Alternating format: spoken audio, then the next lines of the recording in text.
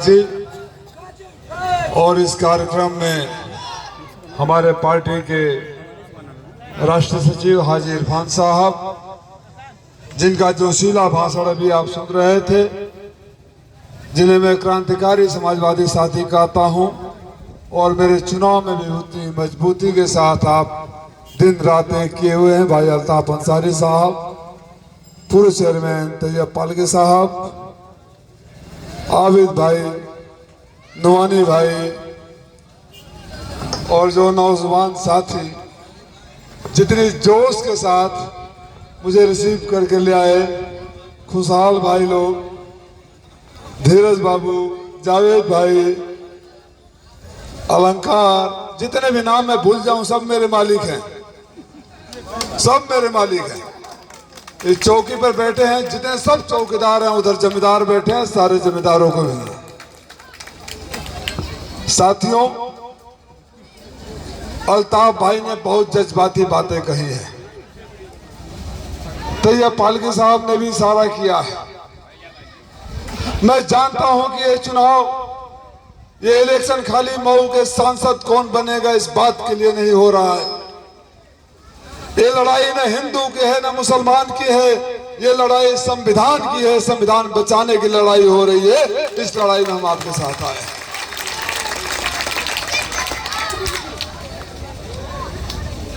मैं आपसे आज भाषण नहीं करूंगा। जो सवाल आपने उठाए हैं, भाई कुद्दूस अंसारी जी, अल्ताफ अंसारी साहब, तैयब पालगे साहब और हाजी इरफान साहब, मैं बात आगे बढ़ाने से पहले फिर अपना वही वादा आपके बीच दोहराता हूं।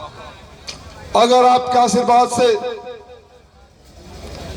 अगर आपकी दुआओं से, आपके सहयोग और समर्थन से दिल्ली में जाने का मौका मिला, तो एक वादा करता हूं, मैं जानता हूं कई मोबाइल फोनों में रिकॉर्ड हो रहा है, और मैं चाहता हूं कि जो नहीं कर रहे हैं उनके पास फोन है तो रिकॉर्ड करके अपने पॉकेट में रख लें।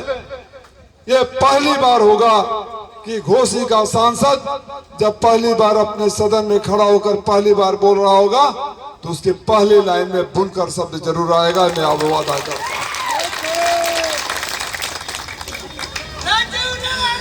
मैं आपकी पीड़ा को जानता हूं। मैं भी ये सवाल खुद से पूछता हूं। जब अपने शानदार इतिहास की बात करते हैं, जब लोकसभा की बात करते हैं, तो पंडित तलगु राय शास्त्री से शुरू करते हैं। नाम गिनाते गिनाते गिनाते स्वर्गीय कल्पनाथ राय जी तक आकर हम गिनती भूल जाते हैं।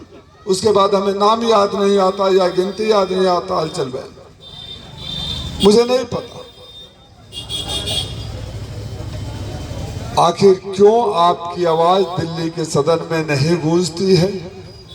आखिर क्यों आपका सांसद दिल्ली में सदन में नहीं दिखाई देता है।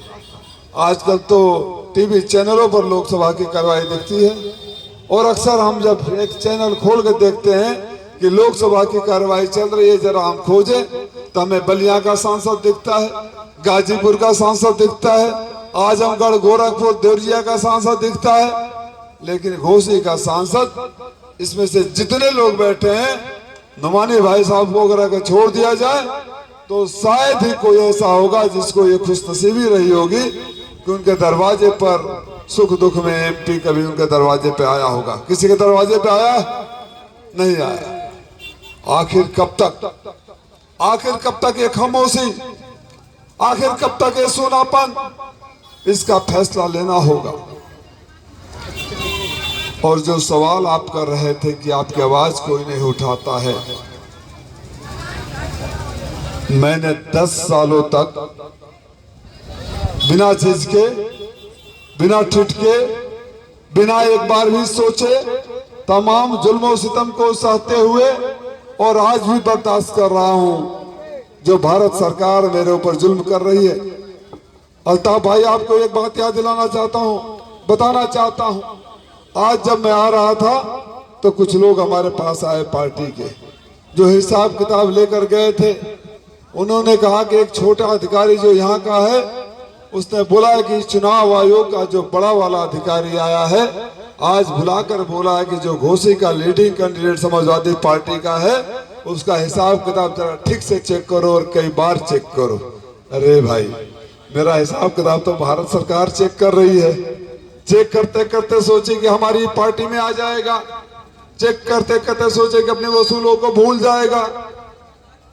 लेकिन राजीव राय ने अपने जमीर को गिरवी रखा, न किसी सवाल पर टूटा, न झुका, न बिका, न टूटेगा, न झुकेगा, बिकेगा।